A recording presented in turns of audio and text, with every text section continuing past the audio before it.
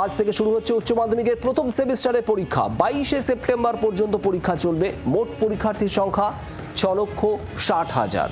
প্রশ্নপত্র নিয়ে কড়া নিরাপত্তার ব্যবস্থা করা হয়েছে উচ্চ মাধ্যমিক শিক্ষা সংসদের তরফে। পরীক্ষা হলে মোবাইল ক্যালকুলেটর ব্যবহার করতে পারবেন না পরীক্ষার্থীরা। সকাল 10টা থেকে 11টা 15 পর্যন্ত চলবে পরীক্ষা।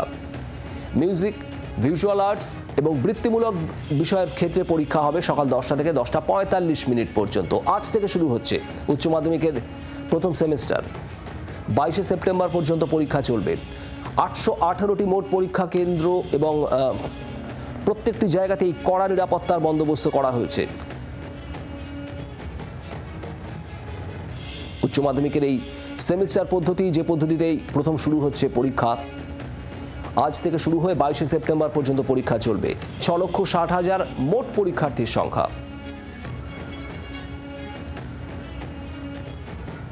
অয়ন ঘোষাল আমাদের প্রতিনিধি রয়েছেন আমাদের সঙ্গে। অয়ন, আজ থেকে এই প্রথম সেমিস্টারে পরীক্ষা শুরু হচ্ছে, ঠিক কি খবর?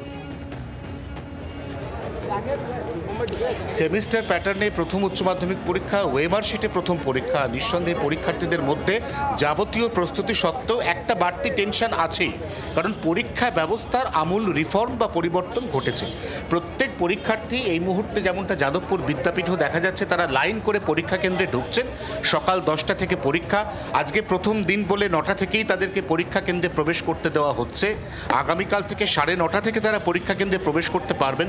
সকাল 10:15 বেজে গেলে আর কোনো পরীক্ষার্থীকে কোনো অবস্থাতেই পরীক্ষা কেন্দ্রে প্রবেশ করতে দেওয়া হবে না, এমনটাই উচ্চ মাধ্যমিক শিক্ষা সংসদের সিদ্ধান্ত।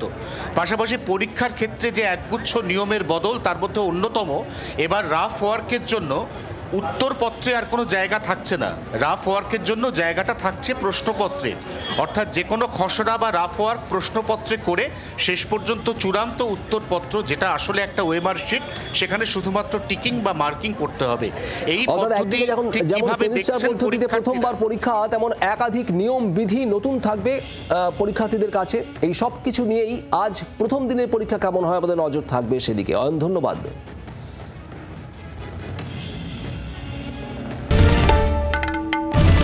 বাংলার আওয়াজ, বাঙালির আবেগ, জি 24 ঘন্টা।